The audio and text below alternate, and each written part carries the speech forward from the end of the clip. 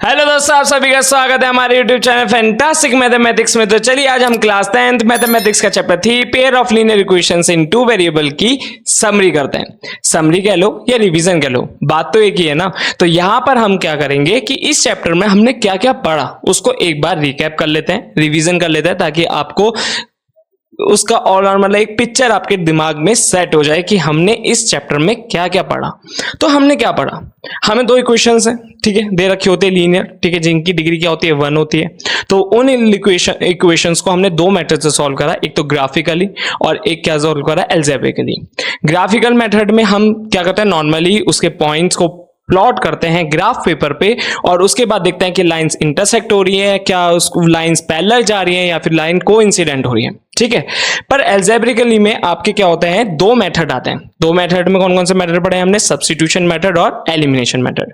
तो यहां पर हम एक बार रिवीजन करने के लिए देखो, मैं एक बात बता देता हूं कि यहां पर मैं इक्वेशन ले लेता हूं, जैसे x minus 2y is equal to 0, ठीक है, फिर 3x प्लस का 4y minus 20 is equal to 0, ठीक है। ये मेरे को दो इक्वेशन मिल गई। क्या ये दोनों लीनियर इक्वेशन है? हाँ, ये लीनियर इक्वेशन है, क्योंकि दोनों की जो वेरिएबल्स की जो डिग्री है वो क्या है, 1 1 है, ठीक है। इतना समझ आया। अब यहां पर अगर ये इक्वेशन है, अगर मुझे ग्राफिकली सॉल्व करना है, मतलब पेयर ऑफ लीनियर इक्वेशन है, तो मेरे को इसे किससे सॉल्व करना है, ग्राफिकली सॉल्व करना है। तो मैं पहले इसके 3 सॉल्यूशन निकालूंगा जो कि हमने अपनी वीडियो में कर रखा है, ठीक है। फिर इसके 3 सॉल्यूशन निकालूंगा, ठीक है। 3 सॉल्यूशन को मैं क्या करूंगा, ग्राफ पे प्लॉट करूंगा। किस पे प्लॉट करूंगा, ग्राफ पे, ठीक है। जब इसकी भी ग्राफ आएगा तो ये एक क्या देगा, लाइन देगा, ठीक है। इसका जब ग्राफ आएगा, मतलब इसका जब ग्राफ बनाएंगे तो वो भी क्या देगा, लाइन देगा। अब जब ये दोनों एक लाइन देंगे तो लाइन में 3 केस बनते हैं। पहला केस क्या है, इंटरसेक्ट। पहला केस क्या है हमारा, इंटरसेक्ट, कि वो लाइन क्या करेंगी, आपस में इंटरसेक्ट करेंगी। दूसरा केस क्या है, दूसरा केस है कि वो लाइन आपस में पैरेलल भी हो सकती है, ठीक है। और तीसरा केस क्या है कि वो क्या होंगी, कोइंसिडेंट। क्या होंगी, coincident.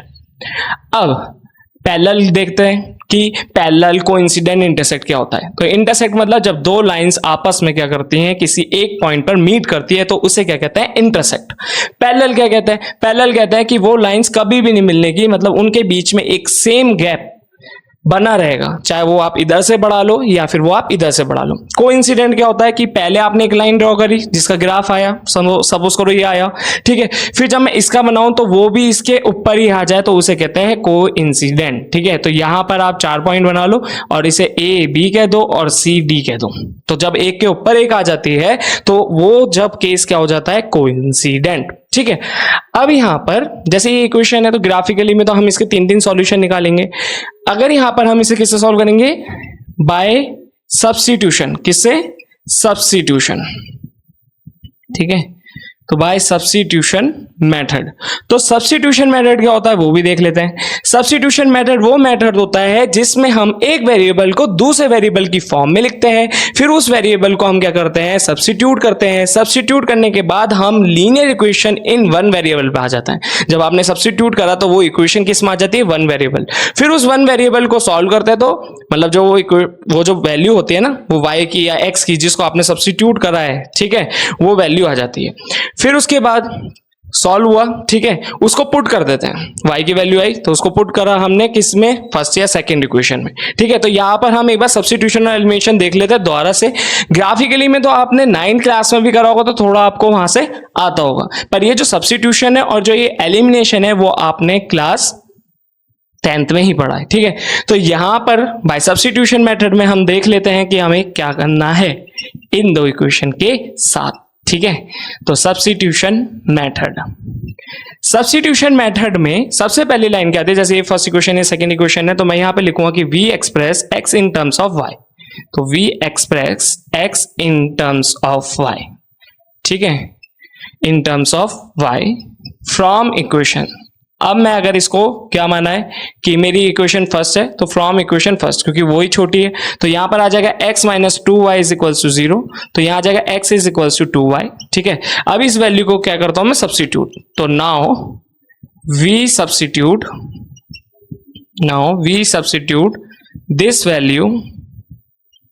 This value of x in equation in equation second. तो सेकंड में हम इसको सब्स्टिट्यूट कर देते हैं। तो सेकंड इक्वेशन क्या है, 3x plus 4y minus 20 is equal to 0। यहां पर x की जगह पर मुझे क्या रखना है, 2y, ठीक है। तो यहां पर मेरा आ गया 2y और उसकी मल्टीप्लाई कर दी 3 से, फिर प्लस का 4y minus 20 is equal to 0। तो मेरा आंसर आएगा 6y, ठीक है, प्लस का 4y minus 20 is equal to 0, ठीक है। तो यहां पर ये क्या हो जाएगा, 10y is equals to 20, y is equals to 20 divided by 10। तो आंसर क्या आएगा मेरा 2। अब ये जो वैल्यू है इसको क्या करते हैं हम पुट, तो put the value of y in equation third. अब इक्वेशन थर्ड कहाँ है, देखो इक्वेशन थर्ड होती है ये जो आपने बनाया ना, इसे ही आप इक्वेशन क्या बोल देते हो, थर्ड बोल देते हैं। तो ये हमारी इक्वेशन थर्ड है, इसमें y की वैल्यू पुट करो तो x की वैल्यू क्या आ जाएगी, x is equal to 2 into 2, तो x की वैल्यू क्या आ गई 4, ठीक है। अब मैं अगर इसी इक्वेशन को किससे सॉल्व करूं, बाय एलिमिनेशन मेथड, क्या, एलिमिनेशन मेथड, ठीक है। तो हम इसे किससे सॉल्व कर रहे हैं, ये जो दो मेथड रहते हैं वो किसके अंडर आते हैं, वो आते हैं आपके अलजेब्रिकली सॉल्व करना। जब आप इन जो पेयर है, ये जो पेयर है मतलब जो दो इक्वेशन है उसको जब आप अलजेब्रिकली सॉल्व करते हो, मतलब x और y, ठीक है। जब x और y वेरिएबल से हम खेलते हैं तो उसको अलजेब्रिकली कह दिया जाता है। तो यहां पर बाय एलिमिनेशन मेथड में हम क्या करते हैं, एक वेरिएबल को एलिमिनेट करते हैं, ठीक है। तो एलिमिनेट करने के लिए वेरिएबल सेम करना बहुत जरूरी है। तो देखो यहां पे लिखते हैं x minus 2y is equal to 0। तो यहां पर मेरा आ जाएगा 3x, ठीक है, प्लस का 4y, ठीक है, इज इक्वल टू 20। अब मुझे वेरिएबल सेम करना है तो मैं यहां पर ले लेता हूं, जैसे ये प्लस माइनस का है ना तो इसको ही सेम कर लेते हैं y वाले को। तो यहां पर मैं लिखता हूं x minus 2y is equal to 0, 3x plus 4y, दोबारा लिख लिया एक बार मैंने ये इक्वेशन, ठीक है।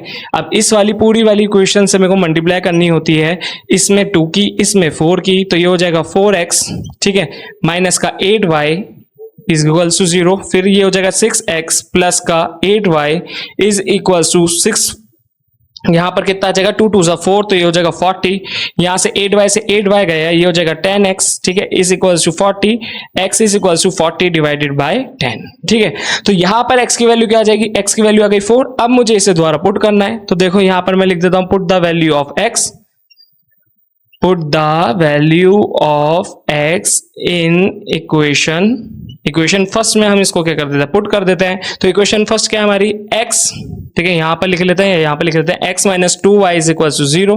तो यहां पर x की जगह पे क्या पुट करना है 4, तो 4 minus 2y is equal to 0, इधर हो जाएगा minus 2y is equal to minus 4, minus से माइनस गया तो 2y is equal to 4, y is equal to 4 divided by 2, तो y इज इक्वल टू 2। तो देखो जो आप जिस एक पेयर ऑफ लीनियर इक्वेशन को आप एलिमिनेशन से सॉल्व कर रहे हो, उसके बाद अगर आप उसे सब्स्टिट्यूशन से सॉल्व करोगे तो आंसर बिल्कुल सेम आएगा। अब इन्हीं इक्वेशंस को जब मैं किससे सॉल्व करूंगा, ग्राफिकली सॉल्व करूंगा, ठीक है, तो जब भी ये आंसर क्या आएगा, सेम आएगा, ठीक है। अब ग्राफिकली के लिए आप इसके ग्राफ के पॉइंट्स प्लॉट कर लेना, ठीक है, ये आपका होमवर्क है। अब मैं कहता हूं कि अगर कोई इक्वेशन आपको किस फॉर्म में मिल रही हो, a1x प्लस b1y, ठीक है, plus c1 is equal to 0, और सेकेंड इक्वेशन जो है वो क्या हो, a2x plus b2y plus c2 is equal to 0। तो a1x प्लस b1y, ठीक है, plus c1 is equal to 0, फिर a2x, ठीक है, plus b2y plus c2 is equal to 0, ठीक है। इस केस में तो आपसे रेशो कहा जाएगा कि सबसे पहले आप क्या निकालो, रेशो। तो जब रेशो के बारे में बात करी जाए तो मतलब ये कह रहा है कि a1 बाय a2 निकालना है, फिर b1 बाय b2 निकालना है, फिर c1 बाय c2 निकालना है, ठीक है। तो यहां पर आपके तीन केस बनते हैं कि जब a1 by a2 is equals to b1 by b2 is equals to c1 by c2। तो ये केस ले लेते हैं जब तीनों इक्वल हो। जब तीनों रेशियो इक्वल होते हैं तो आपकी लाइन क्या होती है, आपकी लाइन होती है कोइंसिडेंट। क्या होती है, कोइंसिडेंट, ठीक है। अब जब मैं ये जो पहला वाला इक्वल टू इसे नॉट इक्वल कर देता हूं, मतलब a1 by a2 is not equal to b1 by b2, तो जब आपकी लाइन क्या होती है, इंटरसेक्ट होती है। तो यहां पर हम रेशियोज की मदद से देखते हैं कि आपकी लाइन कोइंसिडेंट है, इंटरसेक्ट है या फिर पैरेलल है, ठीक है, बिना उसके क्या करें, बिना उसके ग्राफ बनाए, ठीक है, इतना समझ आया। अब यहां पर क्या हो जाता है कि जब मेरे जो सेकंड वाला इक्वल टू ऐसे मैं नॉट इक्वल कर देता हूं, मतलब a1 by a2 is equals to b1 by b2 but not equals to c1 by c2। इस केस में आपकी लाइंस क्या होती हैं, पैरेलल होती हैं। तो इसका मतलब ये है कि जब हमें रेशो दिया जाए तो उसका ग्राफिकल रिप्रेजेंटेशन क्या होता है, ये होता है, ठीक है।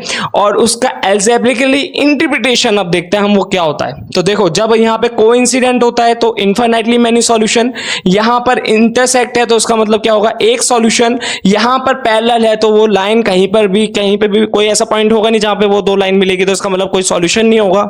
जब कोई सॉल्यूशन नहीं होगा तो नो सॉल्यूशन। अच्छा, अब हमारी एक टर्म आती है कंसिस्टेंट और इनकंसिस्टेंट, ठीक है, कंसिस्टेंट और इनकंसिस्टेंट। तो इसको भी देख लेते हैं कि ये क्या होता है, कंसिस्टेंट, ठीक है, और इनकंसिस्टेंट। अब ये कंसिस्टेंट और इनकंसिस्टेंट क्या है, जब पैरेलल वाला केस हो, ठीक है, मतलब लाइंस पैरेलल हो, नो सॉल्यूशन हो, या फिर ये रेशो में दे रखा हो, तो जब आपका शब्द आता है इनकंसिस्टेंट। और जब आपका ये दो केस हो जाते हैं, मतलब इंटरसेक्ट या कोइंसिडेंट वाला केस हो जाता है, तो जब आपका क्या होता है, वो कंसिस्टेंट होता है। कंसिस्टेंट मतलब होता है कि उस पेयर ऑफ लीनियर इक्वेशन का एक सॉल्यूशन है, अगर बहुत सारे हो तो कोई फर्क नहीं पड़ता, एक भी अगर सॉल्यूशन है तो वो क्या है, कंसिस्टेंट है। अगर उसका एक भी सॉल्यूशन नहीं है, जो कि पैरेलल वाला केस होता है बस, तो वो जब इक्वेशंस क्या होती है, इनकंसिस्टेंट होती है। तो यहां पर हमने ग्राफिकली, ठीक है, हमारी वीडियोस में ग्राफिकली हमने इक्वेशंस को सॉल्व करा है, हमने उसे सब्स्टिट्यूशन और एलिमिनेशन मेथड से सॉल्व करना सीखा है, और हमने उसे रेशोज से देखना सीखा है कि जब उसके रेशो आ जाए तो तीन केस होते हैं। तो यहां पर बस आपको इस चैप्टर में ये याद रखना है, ठीक है, रेशोज याद रखना है, सब्स्टिट्यूशन एलिमिनेशन मेथड याद करना है, और ग्राफिकली सॉल्व करने की जरूर कोशिश करना। तो जो भी क्वेश्चन हो, मतलब जो भी क्वेश्चन हो, तो पहले उसको आप ग्राफिकली सॉल्व करना, उसमें सब्स्टिट्यूशन मेथड लगाना, फिर उसमें एलिमिनेशन मेथड लगाना, फिर उसके रेशोज को देखना, कंपेयर करना कि कौन से इक्वल है कौन से नहीं है, तो आपको एक कॉमन आंसर मिलेगा हर जगह, ठीक है। तो यहां पर हमारा ये जो चैप्टर है pair of linear equations in two variable, वो हो जाता है पूरा।